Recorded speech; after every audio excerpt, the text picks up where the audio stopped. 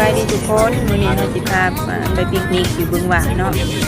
เราจะขี่มาจากทางลักเก็ตลักแปดเนาะก็คือวงเวียนไดโนเสาร์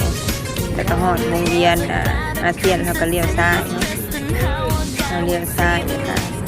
ขี่เข้าไปจากอันกิโลทางไปทานโพนกันเนาะทางไปทานโพนที่ประเสริฐปันทานโพนขี่ตื่นมาเลยขี่ตื่นแล้วเราจะหอดหินหกปันทันปูนเบื้องสายมือเนาะเราก็จะขี่กายไปทางวงเวียนทันปูนแล้วเนาะขี่เขาไปสื่อเลยขี่ไปสื่อทางไปบึงหวะเนาะจะเห็นป้ายเนาะป้ายบ้านบึงหวะขี่เข้ามาแต่มันจะเป็นเลี้ยวซ้ายเนาะเลี้ยวซ้ายอีกทีนึง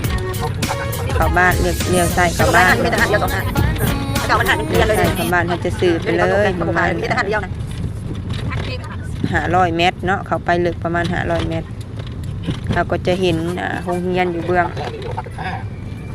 ทางเห็นโรงเรียนอยู่เบื้องขวามือเนาะตัวนี้จะเป็นโรงเรียนเนาะตัวนี้เราจะเห็นโรงเรียนอยู่เบื้องขวามือแล้วขี่สื่อกายไปเลยอยู่ทางหน้าเลยนี่เนาะเดินทางหน้าเลยนี่ฮอดแล้วหมดแล้วเนาะบ่อนบึงหวะเนาะบ่อนหลายคนมาปิกนิกเนาะเขาก็จะเลี้ยวเข้าไปเลยตอนนี้เขาจะซอกหาบ่อนจอดรถก็เนาะที่จอดอยู่ใส่ตัวนี้เมนบึงหวะเลยเนาะเขามาบ่อนเขามาตั้งแคมป์บ่อนเขามาปิกนิกเนาะกินอาหารเคยมาบ่ลูกจะเคยมาบ่ครอบครัวมาที่บ้านมาเที่ยวมาลิปิกนิกเนี่ยเห็ดอาหารกินเนาะชมวิวธรรมชาติสวยงามจะมากับพ่อจะบ่มีหาฮอดแล้วก็จะหาบ่อนจอดรถก่อน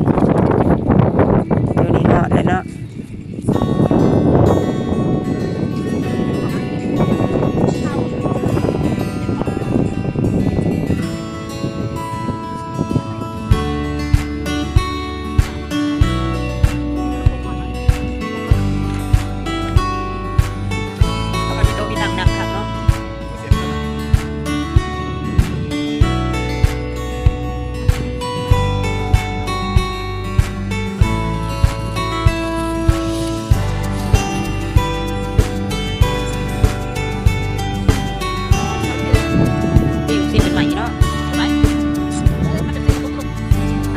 ตามกับปุ่น